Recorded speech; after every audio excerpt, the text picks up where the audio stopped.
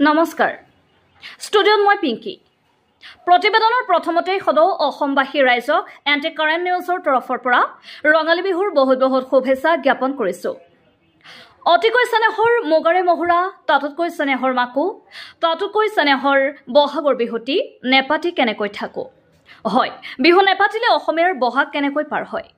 সেয়ে গোটেই অসমৰ অসমীয়াই যেতিয়া বিহুত উন্মাদ, তেতিয়া গোৱাগাছাৰ বিহু বলীয়া ৰাইজেও পিছুৱাই থকা নাই। 2000 চনতে গোৱাগাছাৰ ৰাইজে সংগঠিতভাৱে সৃষ্টি কৰা গোৱাগাছা আঞ্চলিক ৰঙালী বিহু সন্মিলনে এবাৰ 25 বছৰত ভৰি দিলেহি।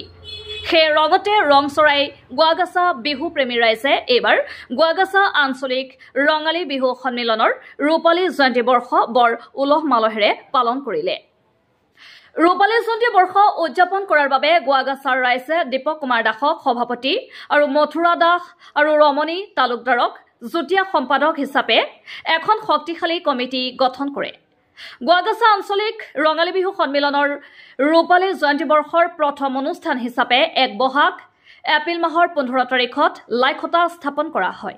লগে লগে যেতিয়া শ্ৰীমন্ত শংকৰদেৱে প্ৰবাদ আছে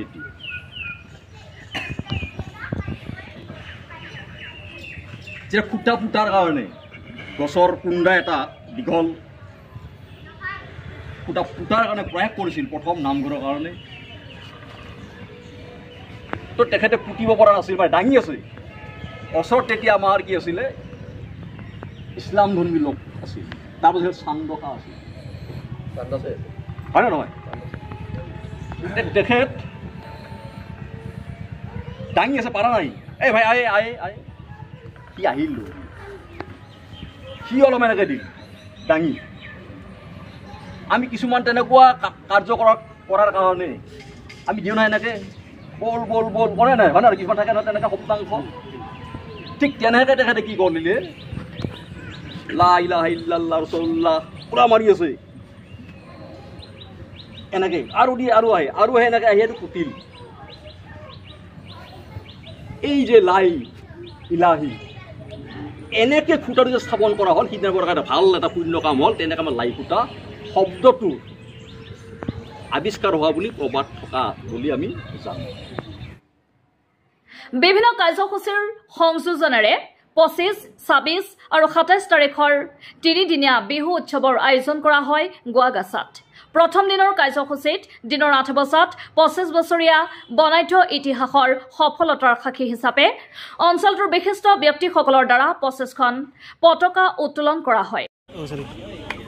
এয়াই বাৰে সংস্কৃতি, ইয়াৰ জৰিয়তেই অসম তথা অসমীয়া জাতি যিটো আৰম্ভণি আৰু বৰ্তমান গতিশীল চিন্তা, এই চিন্তাৰ মাধ্যমত আমি ৰঙালী বিহু সন্মিলনী এই জয়যাত্ৰা আৰম্ভ কৰিবলৈ ওলাইছোঁ। পতাকা উত্তোলনৰ পিছত আয়োজক সমিতিয়ে শ্বহীদ তৰ্পণ কৰি অসম আইৰ বাবে শ্বহীদ হোৱা সকলৰ প্ৰতি শ্ৰদ্ধাঞ্জলি নিবেদন কৰে। ধুমুহা বৰষুণৰ প্ৰতিকূল পৰিৱেশকো হেলা ৰঙে পাৰ কৰি গোৱাগাছাৰ অতুৎসাহী ডেকা ডেকেৰীয়ে বিহু কাৰ্যসূচীৰ প্ৰতিটো অনুষ্ঠানকে সফলতাৰে উদযাপন কৰে। শ্বহীদ তৰ্পণৰ অন্তত ৰূপালী জয়ন্তী বৰ্ষ হিচাপে গোৱাগাছা আঞ্চলিক ৰঙালী বিহু সন্মিলনে দুপৰীয়া 12 বজাত বৰ্ণিল শোভাযাত্ৰা আৰম্ভ কৰে। গাঁৱৰ প্ৰতিজন মানুহৰ আকুণ্ঠ সহযোগত সফলতাৰে সম্পন্ন হয় বিভিন্ন জাতি জনগোষ্ঠীয়ে অংশগ্ৰহণ কৰা শোভাযাত্ৰা। খন্তেক বিৰতিৰ পিছত সন্ধিয়া 7 বজাৰ পৰা আৰম্ভ হয় মুকলি বিহু প্ৰতিযোগিতাৰ। ভৱানীপুৰ সমষ্টিৰ বিধায়ক ফণীধৰ তালুকদাৰ আৰু হাউলিৰ বিশিষ্ট সমাজসেৱিকা নিপামণি কলিতাৰ দ্বাৰা মুকলি কৰা মুকলি বিহুতলিতে বিহু সমিতিয়ে 25 গৰাকী বিশিষ্ট ব্যক্তিক বিশেষভাৱে সম্বৰ্ধনা জ্ঞাপন কৰে। ৰূপালী জয়ন্তী বৰ্ষৰ দ্বিতীয় দিনৰ কাৰ্যসূচীত ৰাতিপুৱাৰ পৰা বিভিন্ন খেল ধেমালি প্ৰতিযোগিতা অনুষ্ঠিত হয়। সন্ধিয়া 6 বজাৰ পৰা বিহু কৰি বিহু নৃত্য আৰু আধুনিক নৃত্য প্ৰতিযোগিতা অনুষ্ঠিত হয়। উক্ত প্ৰতিযোগিতাবোৰত ৰাইজৰ উপস্থিতি আছিল স্বতঃস্ফূৰ্ত। অন্তিম দিনৰ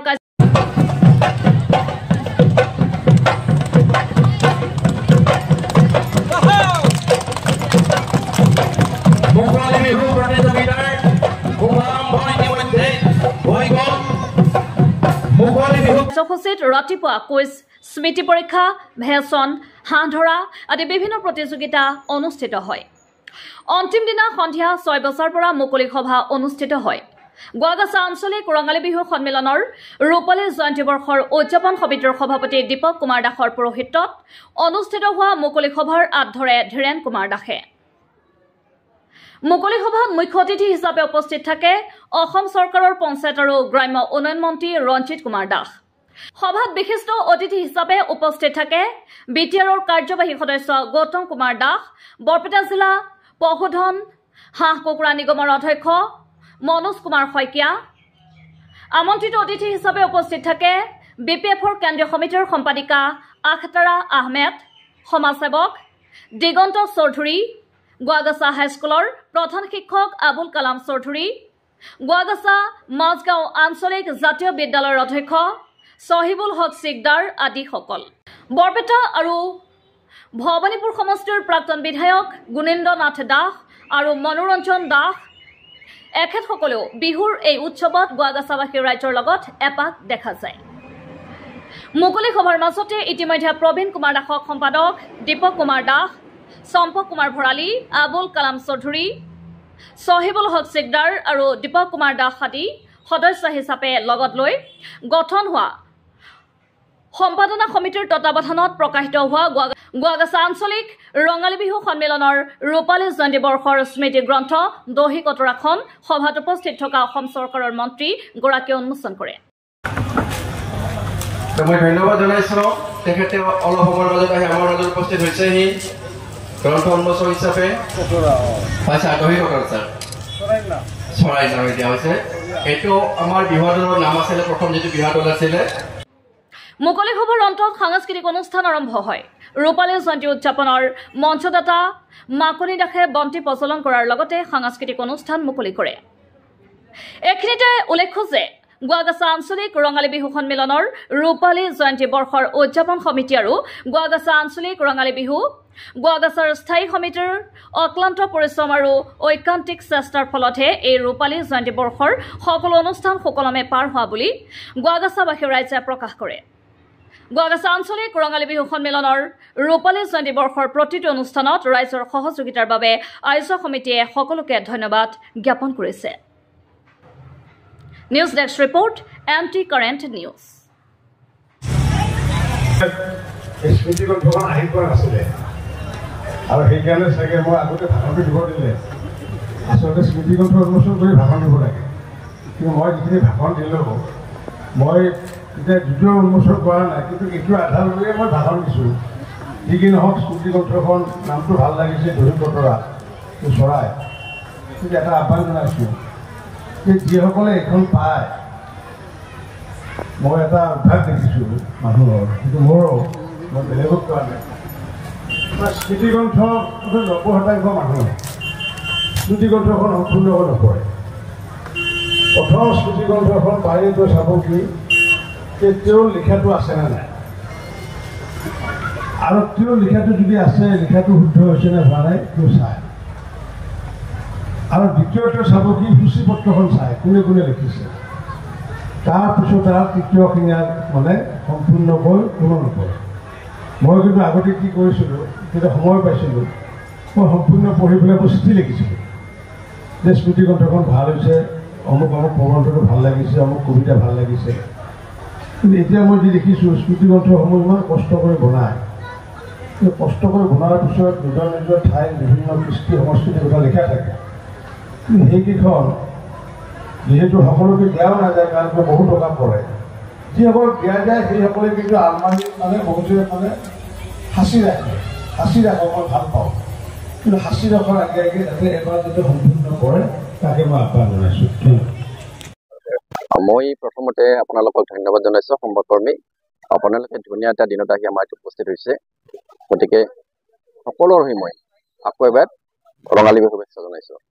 প্ৰথম কথা হ'ল কি, আমাৰ ৰঙালী বিহু আজি যে 25 বছৰীয়া যি ইতিহাস, এইটো যদি বিচাৰ কৰি চাওঁ, আমি 2000 চনলৈ উভতি যাব লাগিব। আৰু এই ক্ষেত্ৰত আমি দেখিবলৈ পাইছোঁ, আমাৰ যিবিলাক আগৰ পুৰণা মানুহ আছিল, তেওঁলোকে যথেষ্ট পৰিমাণে হেল্প কৰিছিলে। আৰু আমি আটাইতকৈ সুখী হৈছোঁ ইয়াতে যে আমাৰ প্ৰতিষ্ঠাপক সভাপতি ইতিমধ্যে আমাৰ মাজত উপস্থিত আছে। ইতিমধ্যে আপোনালোকে দেখিলে আমাৰ ৰাতিপুৱা হয়তো শ্বহীদৰ পৰ্ব হৈ গ'ল। অৱশ্যে দেৰি হৈছে, তাৰ কাৰণে আমি দুখিত, ৰাইজৰ ওচৰত ক্ষমা প্ৰাৰ্থী। প্ৰাকৃতিক দুৰ্যোগৰ কাৰণে হয়তো এইটো হ'ব পৰা নাছিলে। তাৰপিছত পতাকা উত্তোলন হৈ গ'ল, বিশিষ্ট ব্যক্তিসকলৰ দ্বাৰা বৃক্ষৰোপণ হৈ গ'ল। এটা শোভাযাত্ৰা আছে, আৰু আপোনালোকে শোভাযাত্ৰা দেখিলেও বাৰে ৰহণীয়া এটা সাংস্কৃতিক এটা শোভাযাত্ৰা দেখিবলৈ পাব। যি শোভাযাত্ৰাই হয়তো প্ৰতিনিধিত্ব কৰিব বড়ো জনগোষ্ঠীক, কোচ জনগোষ্ঠীক আৰু চাহ জনগোষ্ঠীক। যদি তেওঁলোকে আহে নিশ্চয় আপোনালোকে এটা ধুনীয়া শোভাযাত্ৰা দেখিব। আৰু ইয়াৰ দ্বাৰা আমাৰ সমাজ এটা বাৰ্তা যাব যে অসমত আজিও বিভিন্ন জাতি জনগোষ্ঠীয়ে আমাৰ মিলা প্ৰীতিৰে বসবাস কৰি আছে, আৰু এনেধৰণৰ বাৰ্তাই আমাৰ এখন বৰ অসমৰ গঢ়াত নিশ্চয় সহায় কৰিব। তাতকৈ ডাঙৰ কথা হৈছে আমি ইয়াৰ পিছত শোভাযাত্ৰাৰ পিছত আমাৰ মুকলি বিহু হ'ব 5 বজাত। মুকলি বিহু অনুষ্ঠানত আমাৰ বিভিন্ন ঠাইৰ পৰা বিহু দলবিলাক আহিব। তেওঁলোকে হয়তো বিহুৰ যিবিলাক হয়তো সাংস্কৃতিক অনুষ্ঠান ইয়াতে পৰিৱেশন কৰিব, আৰু আমাৰ ৰাইজে নিশ্চয় উপকৃত হ'ব। আৰু এটা কথা আমাৰ ভাল লাগিছে ইয়াতে যে আমাৰ যিখন ৰঙালী বিহু উদযাপন সমিতি আছে, এই উদযাপন সমিতিয়ে বিশেষকৈ এখন স্মৃতিগ্ৰন্থ প্ৰকাশ কৰিবলৈ গৈ আছে। আৰু স্মৃতিগ্ৰন্থৰ সম্পাদক হিচাপে মই এটা কথা ক'ব বিচাৰিছোঁ যে এই স্মৃতিগ্ৰন্থৰ আমাৰ যিখিনি কথা ইয়াতে উল্লেখ আছে, বিশেষকৈ আমাৰ গোৱাগাছাৰ কিছু কথা আমাৰ মানুহে জানিব পাৰিব। আৰু স্মৃতিগ্ৰন্থত আমি বিশেষকৈ আমাৰ অসমৰ বিশিষ্ট সাহিত্যিকসকলৰ আৰু বিশিষ্ট লেখকসকলৰ লিখনি আমি পাইছোঁ, আৰু যিবিলাক লিখা পঢ়িলে হয়তো আমাৰ যিটো আমাৰ সাহিত্যৰ যিটো দিশটো হয়তো বেছি ফলৱতী হ'ব। আৰু এই স্মৰণিকাখন প্ৰকাশ কৰাৰ ক্ষেত্ৰত বিশেষকৈ আমাৰ উদযাপন সমিতিৰ যিখিনি বিষয়ববীয়া আছে, সভাপতিৰ পৰা আৰম্ভ কৰি সম্পাদকলৈকে, তেওঁলোকে তেনেধৰণে হয়তো আমাক আগবঢ়াই দিছে। তেওঁলোকৰ প্ৰচেষ্টাত আমি শলাগ লৈছোঁ। আৰু বিশেষকৈ এই স্মৰণিকাখন প্ৰকাশৰ ক্ষেত্ৰত মোৰ লগত মোৰ বন্ধুবোৰ আছে, আবুল কালাম চৌধুৰী আছে, আৰু শহীদুল হক চিদাৰ এখেত গোৱাগাছা হাইস্কুলৰ প্ৰধান শিক্ষক হয়, আৰু গোৱাগাছা এম ই স্কুলৰ আমাৰ সহকাৰী শিক্ষক দীপক দাস আছে, আৰু চম্পক ভৰালীৰ নামটো মই ক'বই লাগিব। তেওঁ যদিও আজি ইয়াত নাই, তেওঁ দূৰৰ পৰা আমাক বিভিন্ন দিহা পৰামৰ্শ দিছে। তাৰপিছত উপদেষ্টাসকলৰ নামবিলাক আছে, আৰু তেওঁলোকৰ দিহা পৰামৰ্শ অনুযায়ী আমি স্মৰণিকাৰ কাম ইতিমধ্যে আমি শেষ কৰিছোঁ। আৰু এই স্মৰণিকাতখন আটাইতকৈ ভাল লগা কথা হৈছে কি, যোৱা 22 তাৰিখে যিটো জম্মু কাশ্মীৰ পেহেলগামত যিখিনি মানুহ সন্ত্ৰাসবাদী আক্ৰমণত হয়তো নিহত হ'ল, আমি তেওঁলোকৰ স্মৃতিত এই কিতাপখন উৎসৰ্গা কৰিছোঁ। আৰু এইটোৱে নিশ্চয় আমাৰ অসমীয়া বুলি নহয়, আমাৰ যিখিনি বিভিন্ন জাতি জনগোষ্ঠী তেওঁলোকৰ মাজত এটা বাৰ্তা যাব যে আচলতে আমি সন্ত্ৰাসবাদীক কেতিয়া সমৰ্থন কৰিব নালাগে, আমি ইয়াৰ বিৰোধিতা কৰিব লাগে, আৰু এখন শান্তিপূৰ্ণ সমাজ বিচাৰোঁ। আৰু এই শান্তিপূৰ্ণ সমাজ নিশ্চয় এনেধৰণৰ অনুষ্ঠানৰ যোগেদি নিশ্চয় আমাৰ ফলৱতী হ'ব। ইয়াৰ আগতে দুদিনমান আগতে আমাৰ এই বিহুৰ আমাৰ যি লাইখুটা স্থাপন হৈ গৈছে, লাইখুটা স্থাপন অনুষ্ঠানৰ বিভিন্ন মানুহ ইয়াতে আমি আমন্ত্ৰণ কৰিছিলোঁ। তেওঁলোকে ভালধৰণে এইটো চলাই নিছে, আৰু লাইখুটা দিন আমি গম পাইছিলোঁ যে আমাৰ আগন্তুক যিবিলাক কাৰ্যসূচী আছে, এই কাৰ্যসূচীবিলাক ধুনীয়াকৈ পাৰ হৈ যাব। তাৰপিছত আমাৰ 26 তাৰিখৰ কাৰ্যসূচী আছে, 27 তাৰিখত আমাৰ সাংস্কৃতিক অনুষ্ঠান মুকলি হোৱা স্মৃতিগ্ৰন্থ উন্মোচন, ইয়াত বিশিষ্ট ব্যক্তিসকলে অংশগ্ৰহণ কৰিব, আৰু আশা কৰিম নিশ্চয় ইয়াত ৰাইজৰ নিশ্চয় আমাৰ সহযোগিতা পাম। তাৰপিছত মই এটা বিশেষ কথা ইয়াতে কৈছোঁ যে আমাৰ গোৱাগাছাবাসীৰ হয়তো বহুতে আহিব, আমি গোৱাগাছাক লৈ আমি হয়তো বিহু অনুষ্ঠান কৰিছোঁ, এইটো নহয়। আচলতে আমি আঞ্চলিক ভিত্তিত গোৱাগাছা, বাহাবাৰী, গান্ধাৰীপাৰা, মেছপাৰা, বিলাচীপাৰা, লোৱাচুৰ বিভিন্ন জাতি জনগোষ্ঠীৰ মানুহ আমি ইয়াত একত্ৰিত হৈ আমি ধুনীয়াকৈ এখন ভাল সমাজ যাতে গঠন কৰিব পাৰোঁ, আৰু এই উদ্দেশ্যে আগত থাকি আমি এনেধৰণৰ অনুষ্ঠান পৰিচালনা কৰিছোঁ, আৰু নিশ্চয় ভৱিষ্যতে আমি আগতো ভাল কাৰ্যসূচী অনুষ্ঠিত কৰিব পাৰিম। ধন্যবাদ।